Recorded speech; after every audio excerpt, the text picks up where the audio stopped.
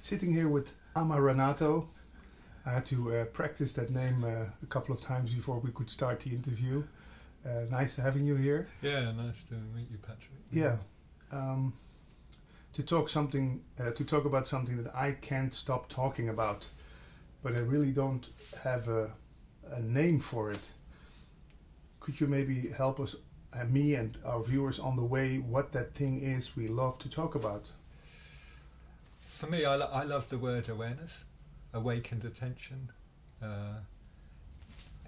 It's indescribable, isn't it? I mean, that's the problem with words. Like, you're pointing to an experience which has no, you can't use a language, and that's always a stumbling block, isn't it? You know, it's like, what actually, how do you convey it to another person? You can't really. It's impossible. It's impossible. You know, from my background, my Buddhist background, it's like you've got to know it for yourself. You know, so what can you do to help people to see it for themselves? And that's like a conundrum, isn't it? You know, like how do you do that? I mean, there's all these traditions, there's all these different ways, but in this society right now, what do we need to do to help people see who they really are? Yeah, you know. And still, you want to shout it off the rooftops when you get a taste of it. Yeah. Yes. In the monastery, they when I trained as a monk, they said go and clean the toilets. Like at that point, because there's also that energy can get in the way. Do you know what I mean? Like, when I was on the train once as a monk, there was a person sitting next to me reading a book about Buddhism, right? And as monks, we're not allowed to say anything. You know, you're not allowed to talk to people unless you're invited. So it takes quite a lot of discipline to sit next to a person that you know the book, right? You know that inside out. You've studied it, and you know all the whole description thing, and you're just like. So I didn't say anything. The person got off the train. They had their experience, and I had mine.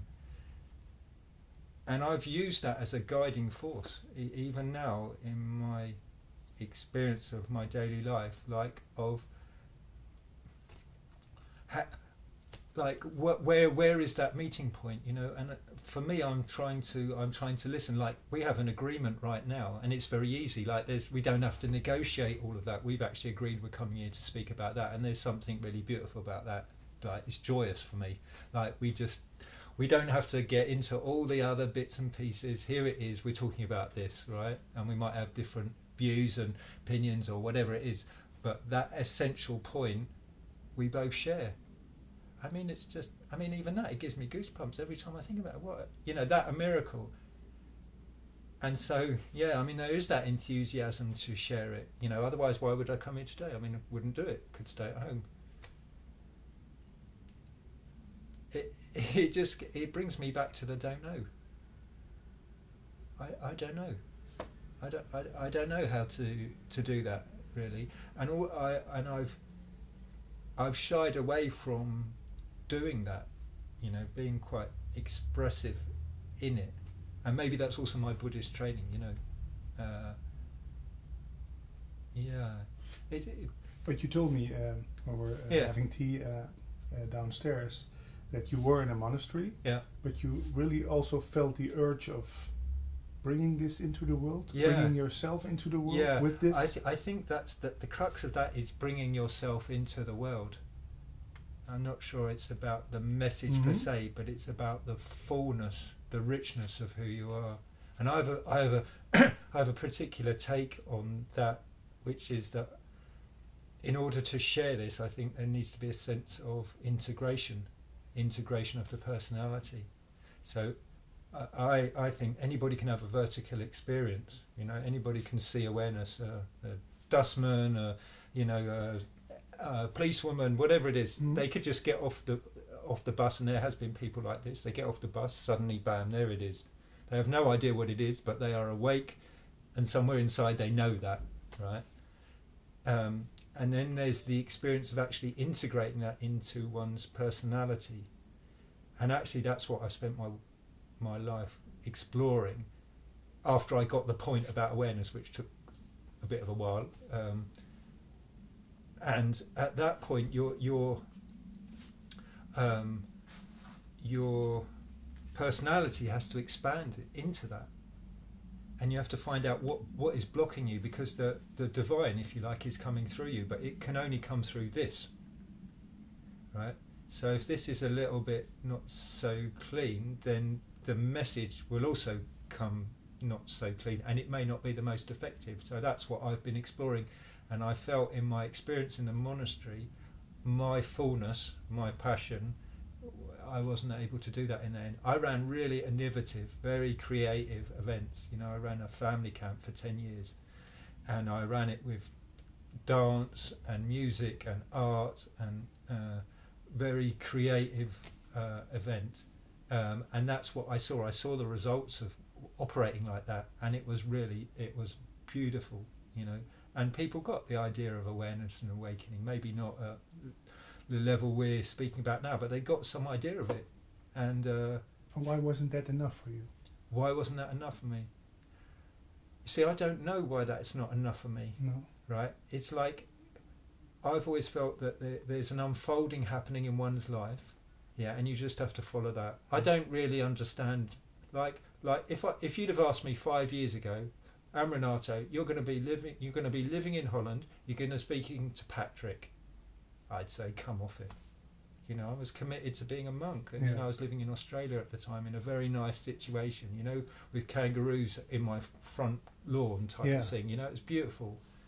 You know, and now I'm living in a residential area in Holland. You didn't have a say in that or a choice in that? In the beginning, you don't.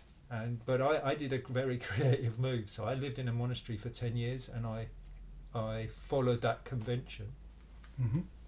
And for the last 5 years of that time, I went freelance, and I became a freelance Buddhist monk. So I just made that up, and I created my own brand. It was called Playful Monk, which I also got criticised for, because you can't be the idea of play, actually. But it's for me, play is the best way to learn. You know, having a playful attitude. So I developed my own brand. I developed my own approach, and then I just travelled around the world, and that's how I got to Australia. I went out and taught in Malaysia. And then I went to Australia. They invited me to Australia. They tested me out for a retreat, and then they said, "No, we want you to come back." And then I went out there for 3 years, and I developed, you know, really again these integration programs, retreats, and ways, And it was as much about me. When people came on retreat with me, I'd say, "Thank you very much for coming to my personal retreat," you know, because it was as much about me as it was about them. You know, and I feel that that's kind of an honest position. You know, we're in it together. You know, I have this thing called explore, play, love. My approach is explore, play, love. Co-explore together, see how we are together, have a playful attitude, and then love. Because when you bring explore and play together, you get friction, right? The exploring will be the curiosity, the play will open you up, but then you've got to be really kind to yourself in that process, because things are going to arise, and you need to really be loving to that, and then of course that can express outwards and all the rest of it. How is it to live in a monastery for such a long time? Does it make you humble? What does it bring about? Does it change you? Wow, I think it fundamental. Like, I don't know the person I was before. You know, it's so much has gone on, so much has been cleared out. Like, that's why I haven't changed my name back, because I don't know that person, right? Morris, you know, you see on my Facebook page I put Amaranatho Morris, because that's my legal name is Morris. Your first name is Morris. Yeah. But what was Morris like? What was Morris? Well, you see, this is the interesting thing. Morris was a person that wore trousers, was a computer geek. You know, he was successful. You know, he was. Early on, he was in the computing industry, travelled all around the world, had all that lifestyle, went and got a degree in artificial intelligence, got fed up with the computer industry. I did all that. I had money and all that stuff, but somewhere in me it wasn't enough, right? But that person isn't here. Do you know? I can't find it here at all. So Amaranatho is who I am now, you know, and so the monastery took this person and basically shaved a lot of things off. Not only the hair, and not only the hair, not only the hair, but what it did was it brought up so much in me in the end that it also kicked me out. Kicked Morris out. Yeah, it kicked Morris out, and then it kicked Amaranatho out, and that's why I had to leave the monastery in the end, because it's not about the monastery. It only comes back to awareness. The commitment is to awareness, not to the monastery, not to the convention, not to Morris, not to wearing trousers, not to have a beard, going on and on about that. The thing is to awareness, and that has been my only commitment, only. I didn't know that in the beginning. I didn't know what I was doing in the beginning. I didn't even know why I got to the monastery. Do you know, all that happened to me was like somebody grabbed me by the hair, metaphorically speaking, and dumped me down in a monastery. I didn't know what I was doing. I didn't know research. I didn't know career. Like, oh, this is a good step in one's life. No, you're going to the monastery. You're going to do this, right? And I was so happy, right? I was so happy to join that monastery. I felt really at home. Yeah. I still have a lot of love for that place. Yeah, it's not for me now. It's not for me now at this point in my life. But I have a lot of love and gratitude, right? Yeah. For what it offered me. Now, whether there's a different way of doing it from what I know now, that's a different question. And I might say, possibly, you don't need to do that. Right. It was a Buddhist monastery? Yeah, Theravadan, yeah. Yeah. I come from the Advaita tradition, right. non-duality. Yeah. Can we maybe first discuss the similarities between Buddhism and Advaita? There's no difference. No difference? No. As far as I understand it, there's no difference. They point to the same? Always. Only the practice. In Buddhism you have the practice might be different, but even it depends.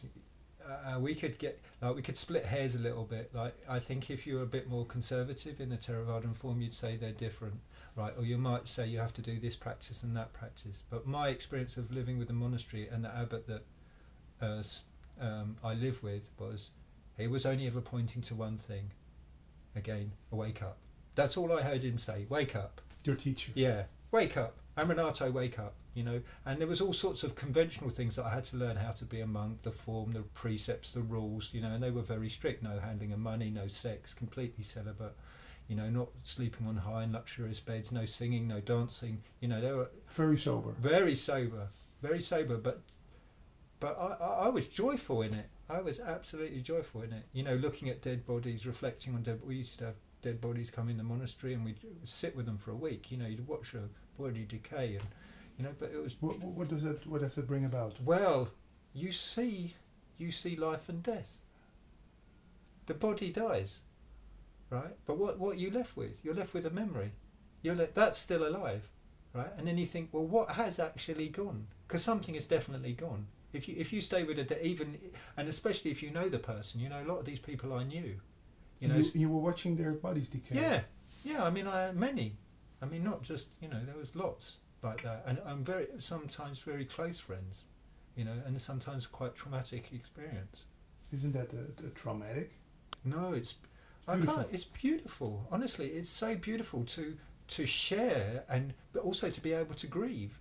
Right, like there's a beautiful grief. I mean, this is another thing I learned: how to really grieve and communally celebrate death.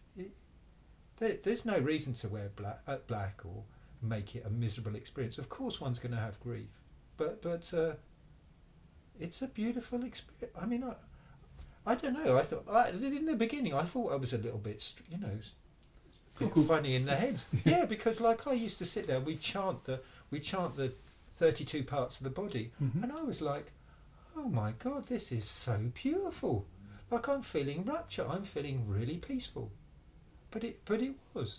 And I touched the body. I touched my friend's body, and it was cold. And I'd watch the hairs grow. Still, yeah, because there's nutriment still left in the body. But where's consciousness? Where is it? The small one, well, that's gone. The big one is still there, isn't it? It's not moved. It's there. So what's gone? What are we left with? And then you've got a really skillful mean of being able to use memory. Right, because you can have really nice memories about people, and I've used this with my family as well.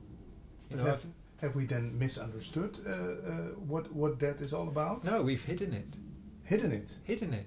I don't know in Holland, but in England, you have these ceremonies, isn't it? They come in, they take the box, they shove it in the ground, and then it's finished, right?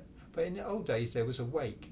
you'd have the lid off, you'd look at the body, you'd have your grieving process, all of that, right? Well, there's a certain healing that goes on with that. It takes time, you know, and you get to see the body and you take part in the ceremony.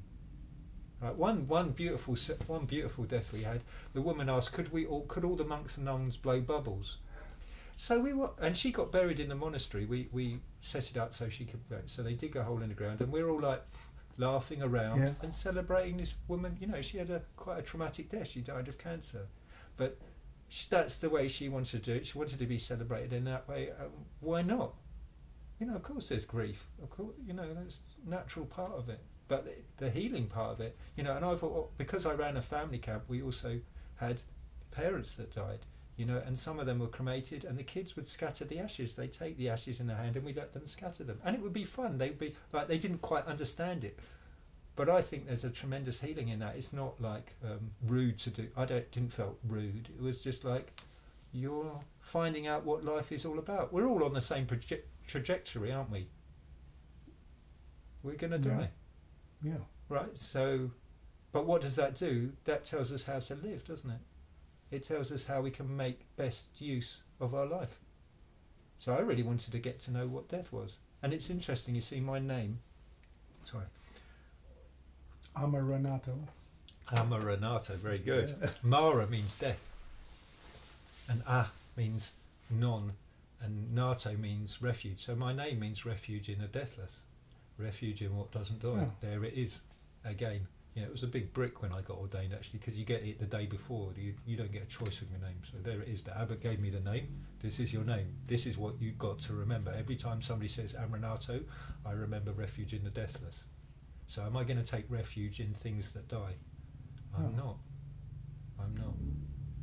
And so all those experiences give me that opportunity.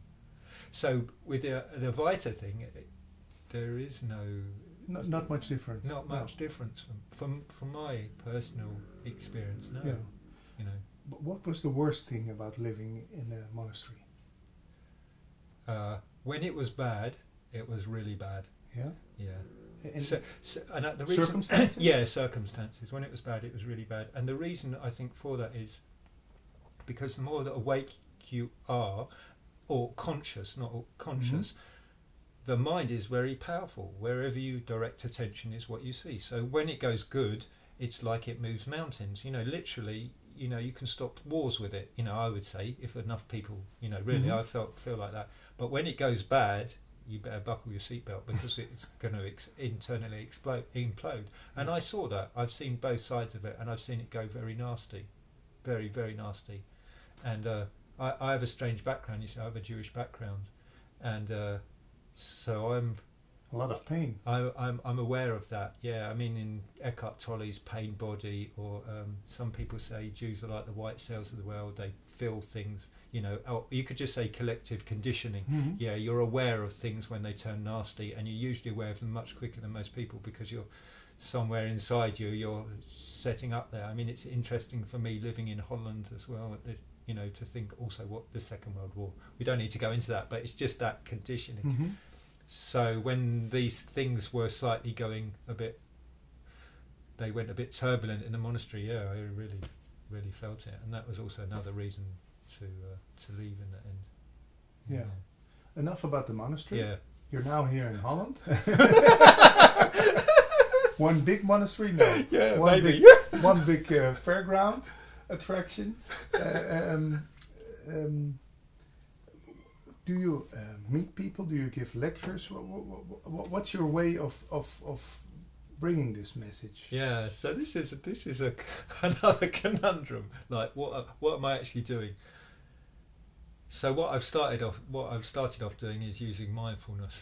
Right? Mindfulness. Yeah. One, because it's very popular right now, and I don't have to go into a whole load of explanation about what it is. If I use if I use meditation, yeah, that can be like, well, what's that? Maybe it's religious. So mindfulness is just cuts it down to the secular. And I do a lot. I've worked in so many different areas as a monk that I brought that expertise, if you like, into the world. So I work as an executive coach. So I work with CEOs of companies, to help them understand their lives better, more energy, deal with very busy schedules. I just ran an executive retreat this weekend in Holland. With a lot of powerful people. Yeah. I mean, this one of the people there was like a head of a company with maybe 3,000 employees. And aren't they coming in with large, big egos and look at me? I haven't experienced. No, I've not experienced that. I've experienced more the sense of. It's interesting. Yeah, I mean, I think that's okay, maybe bracket that for a minute. But the people that I seem to have attracted are really interested in exploring who they are and why they are stressed and how they can best deal with their time. And the mindfulness sort of module is a really good way of starting off. And then I just see whether it's possible to expand people. And isn't that the beginning of the end for most careers? That has been expressed by a few people about now what do we do, because, and I'm committed to would it be possible to have organisations that are more conscious, right? And would it be possible? I really want to work with the best. I want to work with leaders. Yeah, the people that are ahead of organisations who can make a difference. That can really make a difference. Yeah. And I'm trying to support them in generating and finding out structures that would actually support the people underneath them that might help them. Yeah. Well, ask this question because I started listening to tapes of Eckhart Tolle in, let's say, 2005, 2006. Yeah. Now we're 10 years later, and I used to be a famous radio DJ in Holland, and now that's all poof. Yeah. So, isn't mindfulness the entrance to turning your life 100 degrees upside down for a lot of people, or is it just a way to cope with things? Well, you see this is where the mindfulness movement is in a big split. So I'm in the movement where I wouldn't go into a company and work with them if I felt that they were going to abuse their employees, like that they were going to use mindfulness for stress reduction because the system itself is stressful. Yeah. Right. If I thought there was a way in where we could work with the organisational thing, then I would do that. And then long term think about that. But if it's an organisation that's just using it for stress, I wouldn't do it. Right, because that's abusive, and it's called mindfulness. And there's a few of my friends that were all working on this edge. And the important thing about mindfulness and my expertise is it's interpersonal. It's not alone. It's not you sitting in a room by yourself. It's actually me and you together. And this is what's really important for business, right? Because all your time as an executive is all about relating to people. Yeah. And that's what you really need to need. You need to be an expert about how to be with another. Right, and the only way I know of that is you better be with yourself. Do you teach CEOs to step aside with their thoughts about themselves or their picture they have about themselves and let magic work through them, or whatever you want to call it? Not in the beginning, because that's too much. Like, I give you an example. Like, I started off, I came from a sort of classical framework where maybe let's try and meditate for half an hour a day. Too much. Okay, well, let's try and do 5 minutes a day or 1 minute a day and see where that goes. So I'm working much more long term. Like a lot of these people I work with, I've actually pretty much worked for them for nearly a year and a half, and now we're getting to that point. So what you might say is I'm developing the observer mind. I'm making that really strong so they can step aside, and then working with integrating their personality, right? Because just like what you said, sometimes it can be a little bit too big, right? Or it's warped in some way. Yeah, and it's to try and find out what those edges are. And because I've been in a leadership role myself, I really know about that. You can't get more out there than a monk. Do you know what I mean? You're walking down a road, everybody sees you. You have people touching your feet. I've had it, I've had it where people have come up to me and touched my feet. They don't even know me. And that's supposed to be like that because you're supposed to be empty to the robes. You're not supposed to get involved with the robes. So it's actually a very good training about, non-self. Right, and that's what I want to bring to leadership, actually, and they call it egoless leadership. Yeah. That's there's different words for it. It sounds great. Yeah, and that's what. So I'm committed to that, and I'm also committed to it in education as well. So I've been just working in Eton College, the big public. So I just train for them. There's some of the staff there. I just give them a 1-year program to get them familiar with mindfulness. So that's a mindfulness in educators program. But that's to say, I'm also thinking long term there as well. I have a passion for young people, so yeah, that's It seems like you really want to bring a change in the world, an improvement. I do, yeah. Then there are people, hardcore Advaitins, who say there is no world. Don't bother about it. It's an illusion. Yeah. How do those two messages overlap, or why do those neo-Advaitists say that? And what can I have? What can I use out of that? They tell me the world is an illusion. Don't bother about it. Well, it's true, isn't it? I mean, that's the relief at the end of the day. Is if what I'm saying doesn't work, so what? It's a relief, isn't it? It doesn't matter. No. It doesn't matter. If what I'm saying, right, I do all this work, nothing happens. Well, so what? This place doesn't. There's nothing affected, is there? Is there? I mean, I just given myself a bit of a hard time for that. Yeah. So that's mega relief. Yeah. Right? Mega relief. Positive. Yeah. Absolutely positive. And if people want to come from that viewpoint, well, good on them. Right? Good on them. Yeah. That's just nothing against that. Nothing against that, because the thing is, the many is the many, right? One is one, and one is many, right? So you can't not say have that voice, because then that's two, and if there's two, you're split, and if you're split, you've got a problem, you've got suffering. Yeah.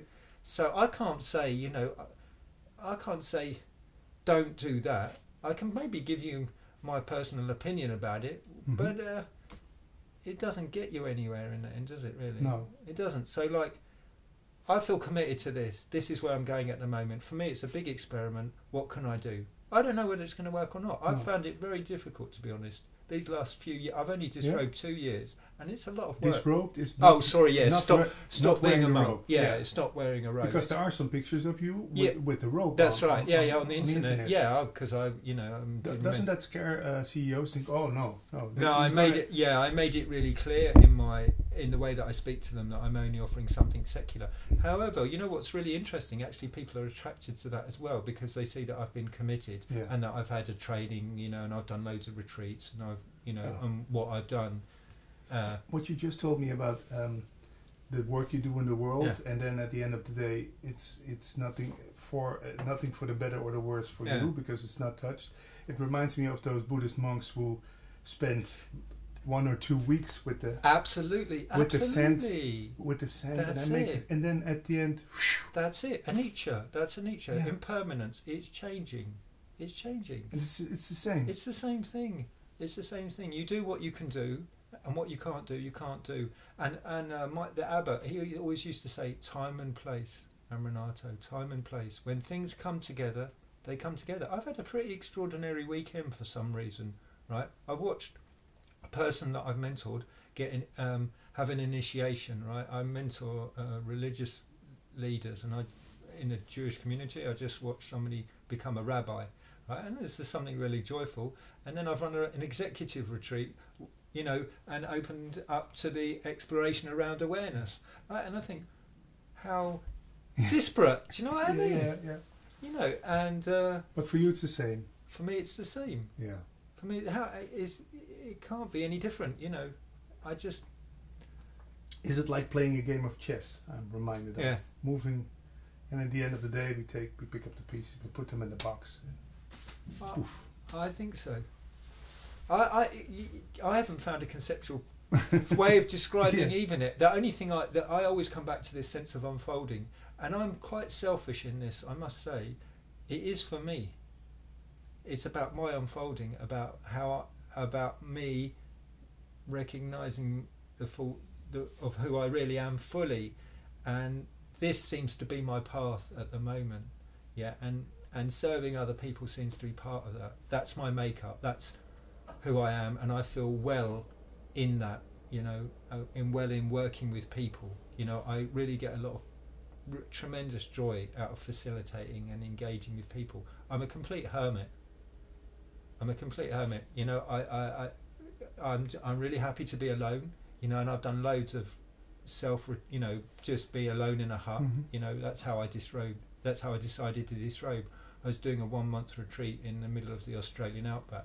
On your own? On my own for a month, yeah. I just had one person bring me food once a week, fresh food, and I had a mobile home with solar panels and a fridge, and cooked my own food, and I was just out there, and that's where the but I'm really comfortable with it. I'm not saying it's easy. I'm not saying I don't have fear with it all, but I'm comfortable with that. Yeah. Is being in solitude, being alone, a good way? But should everyone be alone at least 2 days a week or 1 month a year? I would say it would be. I wouldn't use solitude, but I would say rest. You need to have an element of rest in your life. And when I'm working with executives, I'm always coming back to that point. I'm a really active person, right? And I got burnt out. Yeah, even as a monk. As a monk? I got burnt out. Yeah, you wouldn't believe. Yeah, I mean, this is kind of crazy, isn't it? But I did, because this is between conventional wisdom and ultimate wisdom, if you like. That's Buddhist jargon, but it's a helpful distinguish. I didn't have the skills to deal with what was going on. If you run a group, yeah, which is 100 people for 10 days, yeah, and you work all day, all night, and you're dealing with all sorts of different traumas that are going on, yeah, and you don't have those skills, which I didn't have in the beginning, yeah, then you get burnt out. I mean, I've been ill quite a few times, and I was ill about 3 or 4 years ago, very close to death again, and I would go to these doctors, and they say, well, hold on a minute, you've been meditating, your body, why is that? Why is your body so stressed? Yeah, but that's how it works. But the recovery period is different. The recovery can be really faster. Yeah, but much faster. Even the doctors at the monastery, I remember we go down there and they'd say, oh, those monks and nuns, they really recover fast. Yeah. Any explanation on that? I think you're more connected to your body. Yeah, and if you're speaking to your body all the time, then you can just let it do the things that it needs to do, and illnesses will come through, right? I might describe them as clear outs, right? Especially if you're working with the spine, clearing out the spine, straightening the spine up. There's a lot of illnesses that are held in the spine. I've had shingles a few times. What's that? Shingles, it's usually get a rash. It's quite painful. Yeah. And the first time I got it, I cleared it in about, I don't know, 3 weeks, something like that. And then I just got it came up again recently, and I did it in a week. Right, I let it all come up, just let the whole thing come up, and there's a thing, oh, I don't want to do that again. Why is my body? I've just done 30 years of meditation, and I've done all this therapy, and okay, fine. But the reality is, this is what's happening. So let it come, just let it come through, and really look after the body. I came from an ascetic tradition in a way. Where I lived as a monk, I thought you had to be really tough, and I went in like that, and the first year I did walking meditation outside in the snow, and I didn't wear socks. And a guest at the monastery looked at my feet from Canada, and she said, "Have you had a frostbite?" I said, "I don't know." She said, "Well, did you have were your feet cold, and was there curling, skin curling?" I said, "Oh yeah, I did have a bit of that." So this foot is messed up, Yeah. It's Still, yeah, with frostbite, because I got frostbite. Because Did you try to be the best monk? Of course, yeah. Is that still the same mechanism? No, not now. But when you come into the monastery. No, not in some ways it can be. Yeah, in the tradition that I was, because it was very hardcore. Like I would say, it's a sort of SAS style. SAS? That's a special air service. Oh, that's the hardest of the hardest. We do it really stay up all night. And I learned. I don't know if you know the Goenka tradition. This very hardcore meditation tradition, and you do 10-day retreats, and they're 2 hours of sitting all the time. And I heard, to be a good meditator, to really understand who you are, you should be able to sit still for 8 hours. Right, not move. Right, so I set myself the target. Right, because I was a warrior in those days of trying to, and I could get up to 4 or 5 hours and not move, but it was always with tension. Whereas those that do it with 8 hours, they do it through relaxation. Yeah. Right, but I was not in at that stage in my life. I didn't have that insight. I didn't really. I was just on this program. And was it all necessary? Oh God. Well, I just don't don't know. I don't No. know. I mean, how do you know? I don't know. I can't. Now, people from non-duality tell me, well, there's nothing necessary. This can happen any moment of the day. When you told us first in the interview, someone can get off the bus and suddenly, boom. Yeah. Like when I look back at my life, I just think we all experience these periods of awakening, right? They might be very split. They might be just like 1 second, half a second, right? We don't have the language, we don't have the description, so we just ignore it. But my sense is most people get some sense of that, and sometimes they become much bigger gaps, and sometimes they're completely transformative. So in my I don't know. I just don't know whether what. It's just what happened. It's just what happened. Yeah. My life unfolded in this way at this time, Yeah. and that's all I know. And I can't say, like people ask me, should I become a monk? Right? I don't know. Go and try it out. Just explore that. Or should I go to therapy? Yes. Yeah. It really helps. But maybe that's not the right thing. In Buddhism they have this word kalyanamitta, spiritual friendship. That's where I think it's really nice. Just me and you walk side by side. Let's see how it... Totally equal. I always felt that as a monk. I never used my religious title. I never tried to sit higher than people. I never tried any of that business. I never felt that was important. It's not important. No.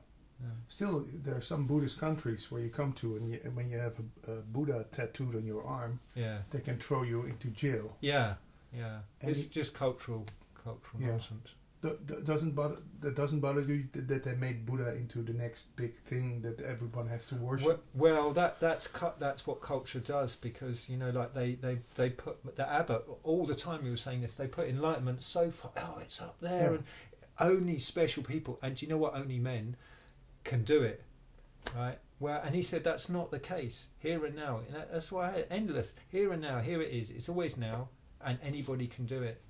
And after a while, if you hear that enough, which I did, you suddenly think, well, you know what he's saying? It must be true. It must be true. So why don't I just give it a whirl? And just see, is that in my own experience, is that true? So, and it's, what is it? Strategy eats culture, culture eats strategy, right? So changing culture is that's why I want to work with thought leaders, you see, because that's where you can change culture. And then maybe that's a way of working with this. But like in Thai culture, it's against the law for women to ordain as monks, as bikinis. Yeah. What sort of? Yeah. Yeah, it's 21st century, isn't it? So. I want to ask you: Yeah. Is love the closest thing we can get to enlightenment in the personal stuff that's going on, or is it a total different quality? So I'm in a relationship now. Yes, I've been celibate for 15 years, and Yeah. I've entered into a relationship. So I'm new to the relationship game. It's been a long time, a long time since being in a relationship. And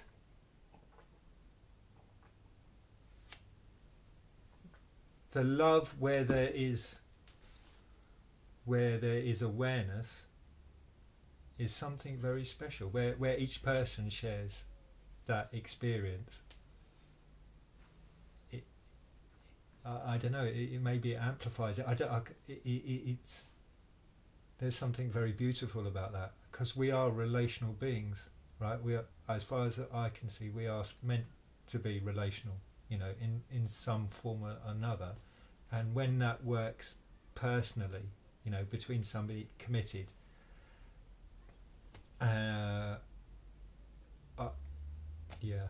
would say yes, love is very close. Unconditional love, not the love that's like, I've got to have a bit more of that. I've got to, that desire. And playing with that, playing with desire, seeing, I just want a bit more of that, and then it's like, well, that, no, okay, so let's just, what does it require to relax out of that, and that's taken time to get to grips with, because of course part of my brain, part of my conditioning hasn't experienced that, hasn't exercised that. You know, it hasn't been used a lot. So I'm just we're learning about that myself. But it's a beautiful quality, love. Really beautiful, you know. There's a Dutch teacher from the Advaita tradition, Alexander Smit. He passed away in 98. He said, "We are love looking for itself." Yeah, that's really beautiful. I would agree. I would totally agree with that. And that's very similar to Judaism, actually. Judaism would say that sort of same thing, maybe in a slightly more theistic way, but basically same language. Yeah. Yeah. Since you come from a Jewish background, ever feel the urge of going to Israel and turning things upside down over there? I do it indirectly, yeah, partly. So one of the rabbis I worked with was living in Israel for a while and seeing what we can do there. And I work with a Jewish community in London, like even this last year, this last few months. I've given 2 talks in a synagogue to a Jewish meditation group, and I've given Jewish Buddhist retreats. They call Jewish Buddhists are called Jubus or Boo Jews, depending on which order. Yeah. And so I mentor a rabbi, and I'm running another retreat in September for the Jewish men's community. They've asked me to run a men's retreat for them. So this brings me a lot of joy, right? And I, you know, because it's like offering something back to that community, and it's really needed. You know, the Jewish community really needs to find that element again. It was always there. It has always been there. You know, it's hard to say, maybe hard to hear this, but Judaism is very non-dual. I can imagine. Yeah. Can you tell us some of the things that happen in the tradition that points to that? Well, the word God itself. I mean, it's always a controversial thing to say, but God is not the Hebrew word, right? The Hebrew word is Yud Hey Vav Hey, right? That has a completely different meaning. That means beingness, and the highest word, the highest description of God in Judaism is I am that I am. Yeah. You know, but this. We can talk intellectually about this, right? Again, we can say, well, it says it in the scriptures, but that's not enough. You know, you need a technology to be able to work with and find out what that is, and that's what I felt I could offer back. You know, I got bar mitzvahed, so this at 13 you become a man, and I got bar mitzvahed, and it was a very joyous experience, but I had no idea what I was actually saying, no idea whatsoever. And I only found out about this in the monastery again, because they had a really fantastic Jewish library, and a lot of Buddhists are Jewish, you know, because that the element of meditation and mindfulness and went out of that. So I was asked once in a public talk about Judaism, what's really needed in Judaism, and I said one thing: silence. Just a little bit of silence, it's too loud. It's too loud, and you just need a little bit of, you know, just come back just a little bit, and just what would it be like just to receive? You know, just okay. And then to come from what I would call the contemplative mind, the reflective mind about these texts. So when I started reading my bar mitzvah piece from the reflective mind, wow, yeah, that's a nice bit of technology. I'll have some of that. It's beautiful. Yeah, it's beautiful. And Islam, have you ever explored that and see similarities between Judaism? Well, again, you see from the esoteric side. You know, the esoteric side of Islam, Sufism, you know, oh my God, it's so beautiful. Yeah.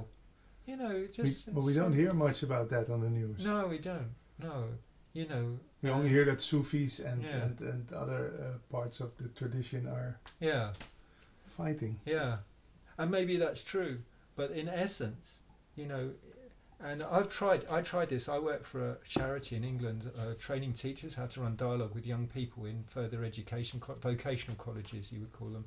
And I went around a lot trying to run dialogues with different faiths to get them to speak to one another, you know. And but without the reflective mind, both in the teacher or some training within the students, it's very difficult, because all you get is views. My view's better than your view. This one's better than that one. And that's why I think critical thinking as a technique in society whether it's Socrates dialogue or philosophical inquiry, is a really important skill, and that's why arts are particularly really important, because they can give you a metaphor, they can give you a abstract way of thinking about things, and you can make different connections rather than just dogma of it's like this or like that or like the other. But still, as we mentioned at the beginning of the interview, that what I am cannot be discussed or even talked about. Well, that's and interestingly, in Hebrew, you don't say God, you say Hashem, the name, because it can't be described. Yeah. So it's just like endless loops of like you keep coming back to this point. And we fight wars over it. Fight wars over it. Yeah, it's really crazy. It is. It's totally like. But I also see that as a human integration problem. Right, that's the human level's not been integrated into something that's workable, and so maybe a lot of the people that we're seeing that are acting out on this are not that well themselves. Can it be integrated? That what I am, yeah, and the definitely. Human, or is it still? No, I think it can be totally integrated. And you are an example of that, or I'm trying to be. Yeah, I'm trying as best as possible to integrate that in. And release what keeps personality, what blocks me, and that unfolding is very personal, Mm-hmm. and so you get drawn into situations that maybe are the best ones for yourself, even if you resist them or don't like them, or they're really likable, because what's the universe really asking you to do? It's just saying, give it all up. There are people in the Advaita tradition who tell me that even someone who loves to rob banks or the highest criminal can see this totally and then still be a criminal. Totally. I agree. Totally agree. So it's not about changing into an angel on earth who doesn't harm anything or anybody ever. I wouldn't agree with that. There's a responsibility that goes with seeing who you are. But how can you be criminal then still afterwards? Because it's not a personal thing, is it? There's no connection to the personality. It's two different things. And if you mess those two things up, you get in a lot of trouble. A lot of trouble. So that's why there's a like, I'm a shadow hunter, right? Shadow work, from Jung. I can find people's shadow really quickly, right? And that's the work, really. Jung said every religious person should do shadow work. So they find out what's hidden and bring it to the surface, and finding ways of doing that. So I ran a lot of shadow workshops. Maybe you should visit the Catholic Church once. Yeah. Well, I've run retreats in Ireland, right? And I've worked with. Yeah. I mean, it's very. You see, it's interesting, isn't it? There, you can say the Catholic Church, but then you can look at, I think it's Martin Freeman, this great Catholic meditation teacher. It's there in every different. Rob McNamara's got a fantastic community stayed in Ireland. Same thing, very contemplative. You wouldn't even really, the outer form is Catholic. Awakening is awakening. It happens in all things, but this point of integration, I think is really important. And in Buddhism, they say an arahant is supposed to be they're graded in Buddhism. There's these different levels of enlightenment, and a fully enlightened, awakened person. As a monk, they decide to keep the monk's rules, but they don't have to. They keep it out of.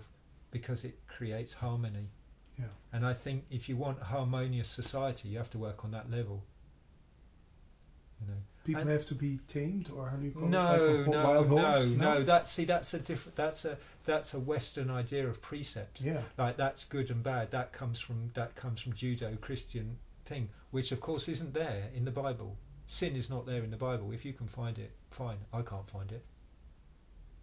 The word is off centre. You're off centre. Well, if you're off centre, you can come back to centre. So the idea of taming people, it's not about that. It's helping people to expand. And what structures do you need to do that? And you can see also why it's difficult. But and if you look at, I don't know if you know spiral dynamics, and it's another interpretive mechanism to see how we develop as humans. Up to awakening, and those movements through those levels. the movement between the one level and the next, you don't know how it works. It's a sort of miracle. Somehow, like you could say, well, you know, the CEO of a company, he's really autocratic, and then somehow there's a shift, and then it all changes. And what is needed to put in place to help that process? I'm exploring it. Yeah. I'm exploring it. You know, what can you put in place? But my personal approach is your presence makes a difference. Your presence makes a difference. Yeah. Your presence makes a difference. You're willing to turn up, to be present with however much you can do it. That makes a difference. Because if we are truly connected, if it is one, full stop, then you being present to whatever bit you can do affects all of us, right? We may not feel it as a tangible experience, but if you like that love, which I think, you know, you could say is, supports everybody, really. Does it also gives an example that when we're at a party and it's 3 people come in, it becomes a totally different party. Yes. Sometimes for the better, sometimes for the worse, Right. but it all influences each other. If someone was sitting here, maybe we would speak other words. Yeah. And the more awake we are, the more that we can feel into that situation. I used to practice with this a little bit of like, although as a monk you don't really go in a pub or a bar, but you can feel situations. So I remember once being in London and it was a football match, right? And there was a lot of hooligans around. So of course you're wearing robes, everybody wants to, usually they shout out, Hare Krishna, so you get this whole uproar. So you can just feel into the crowd. Like, do I want to be part of this? Like in the earlier day, maybe Morris would like, yeah, well, let's have a go, let's get in there, right? As Amaranatho the monk, you think, let's give it a break. I don't want to be. So even that creates harmony. The being able to attune to a situation, really know how you are, and most people override that because then, you know, to get that bodily awareness, and that's where, like I would say, mindfulness really helps to, because it. For me, it's being grounded in the body.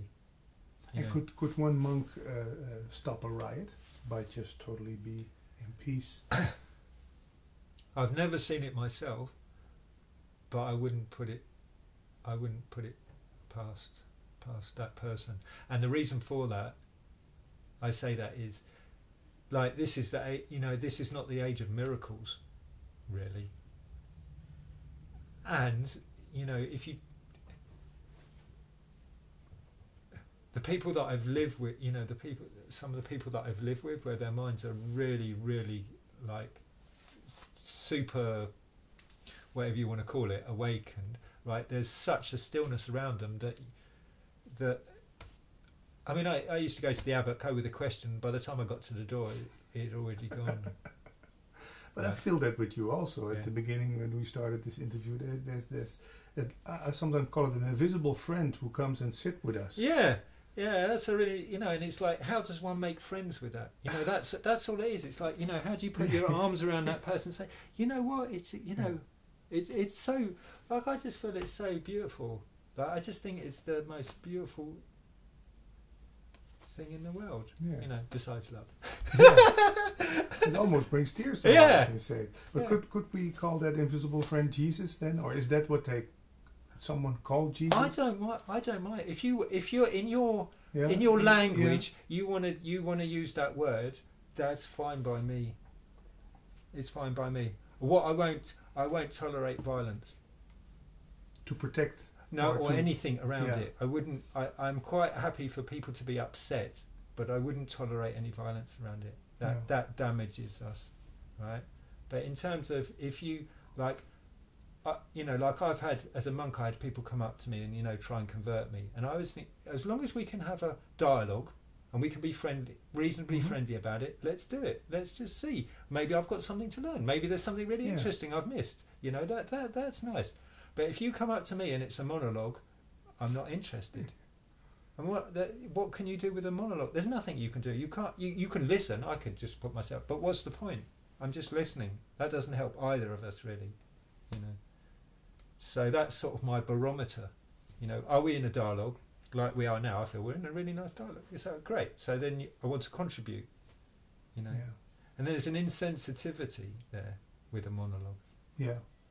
It's very insensitive, actually, and it's very pushy. Yeah, I come here to tell you the truth. Yeah, yeah. Instead of exploring the truth. Instead of exploring the truth. And that's not side by side. That's, you know, and... read this. Read this, yeah. But that can happen in any tradition. That can happen in Advaita. There's plenty of people poking it in your nose. There's plenty of people in Buddhism, Judaism, you know, or you know, in non-religious traditions as well. Is it out of fear, maybe? Because they believe it so much that they cannot hear anything else but that? Or I think there is an element of fear, and it's not really knowing yourself. You're just operating from one limited part of the mind, you know, and I mean, this is the difficulty in supporting people in awakening, right? When they start to see, hey, there's nothing there, it's like, uh-oh, I think maybe I'll just forget about it. Because that process is there's an element where it is frightening, right? And that you do need to, you know, I feel you do need to support people through that process, you know, as a spiritual friend, you need to support people through that process, you know.